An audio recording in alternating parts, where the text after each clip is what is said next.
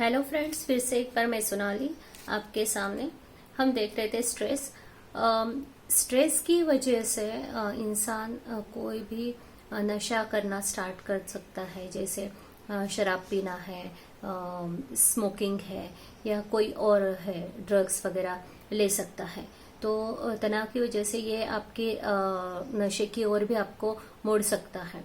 तो आज हम देखेंगे कि तनाव के बारे में जानना क्यों जरूरी है। एक्चुअली इंडिया में 4 में से 1% जो है वो स्ट्रेस को डेली सफर करता है।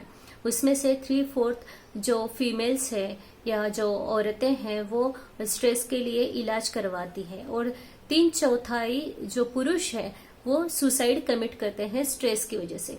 स्ट्रेस अगर ज्यादा टाइम रहता है तो आप डिप्रेशन को भी फेस कर सकते हैं या डिप्रेशन में जा सकते हैं। तो जैसे हमारी फिजिकल हेल्थ इम्पोर्टेंट है, वैसे ही हमारी मेंटल हेल्थ भी इम्पोर्टेंट है, पहली बात। और दूसरी बात यह है कि आपको स्ट्रेस जो हो रही है उसके लिए आपको अलर्ट होना जरूरी है। आपको उस पर कोई ना कोई इलाज करवाना बहुत जरूरी है। तो इसीलिए हम देख रहे हैं 3 पार्ट में स्ट्रेस के बारे में। तनाव का अगर हम देखें तो वो 2 टाइप में हम उसको देख सकते हैं। एक बाहरी कारण हो सकता है और एक इंटरनल रीजन हो सकता है। बाहरी रीजन में छोटी छोटी बातों का भी किसी को स्ट्रेस होता है, और कभी कभी बहुत बड़ी बड़ी समस्याएं जो होती है उसके लिए भी इंसान को स्ट्रेस हो सकती है। इंटरनल में अगर है तो हम सेल्फ इंस्ट्रक्शंस कैसे देते हैं ये भी इम्पोर्टेंट है। उसको अगर हम देखें तो अगर आप में आत्मविश्वास की कमी है तो भी आपको स्ट्रेस हो सकता है। आप बहुत ज्यादा संवेदनशील है तो भी आपको स्ट्रेस हो सकता है। अगर आप संवेदनशील है तो एग्जाम्पल अगर हम देखें कि हम कहीं बाहर गए हैं और कोई पहचान का फ्रेंड है या कोई रिलेटिव्स है, उसने हमको देख के भी अनदेखा किया है या स्माइल नहीं की है तो भी हमको स्ट्रेस होती है, और हम उस पर सोचना स्टार्ट कर देते हैं कि उसने मेरे से बात क्यों नहीं किया, या उसने मुझे एटलीस्ट स्माइल तो देना चाहिए था, या वॉट एवर जो भी है हम सोचते हैं। तो ये हम बहुत ज्यादा संवेदनशील है इसलिए हम सोचते हैं। दूसरी बात यह है कि अगर हम थोड़े से शाय टाइप में हैं तो नए लोगों से बात करने में हमको प्रॉब्लम होती है, या इन्फीरियरिटी कॉम्प्लेक्स है तो भी हमको प्रॉब्लम होती है, या जैसे कि हमारे से ओहदे में बड़े हैं या हमसे ज्यादा नॉलेजेबल पर्सन है तो उनसे बात करने में या उनके साथ कम्युनिकेशन करने में हमको प्रॉब्लम होती है, तो भी हम स्ट्रेस फील कर सकते हैं। स्ट्रेस के अगर रीजन देखने जाए तो हर एक पर्सन का स्ट्रेस का रीजन अलग अलग हो सकता है, लेकिन जो कॉमन कुछ है तो हम उसके बारे में जानने की कोशिश करते हैं। जैसे काम है, या डिवोर्स हुआ है, किसी के करीबी इंसान की मृत्यु हो गई है, बच्चों के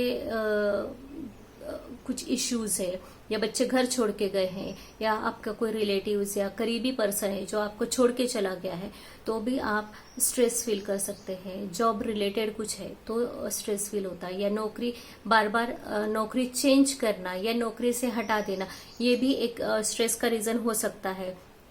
ब्रेकअप अगर हुआ है तो भी ये स्ट्रेस का रीजन हो सकता है। आपकी हेल्थ है, हेल्थ से रिलेटेड कुछ इशू है, मौसम की वजह से भी आपको स्ट्रेस हो सकता है। जैसे जगह चेंज होना है या कुछ है तो उसकी वजह से भी आपको स्ट्रेस हो सकता है। मूड चेंज हो रहा है तो भी आपको स्ट्रेस हो सकता है। उसके बाद आपकी सेक्स लाइफ या सेक्स लाइफ से जुड़ी हुई कुछ समस्याएं हैं तो भी आपको स्ट्रेस फील हो सकता है। कुछ आपको नशे की आदत है तो भी आप स्ट्रेस फील करते हैं। हिंसा या बुरा व्यवहार अगर आपके साथ हुआ है तो भी आप स्ट्रेस को फील कर सकते हैं। तो ऐसे कुछ कॉमन रीजंस जो है ये स्ट्रेस का कारण हो सकते हैं। तनाव के अगर दुष्परिणाम देखने चाहें हम तो हम उसको भी 2 टाइप में हम डिवाइड कर सकते हैं, एक फिजिकल और एक मेंटल हेल्थ में।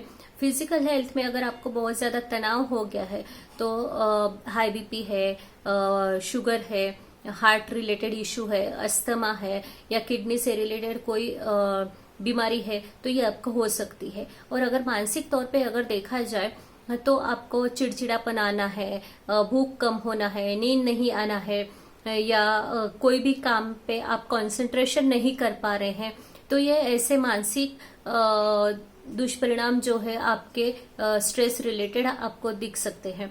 इसके बाद हम इसके आगे के वीडियो में हम देखेंगे कि हम इस पे कैसे उपाय योजना कर सकते हैं या स्ट्रेस को हम कैसे कम कर सकते हैं। Thank you.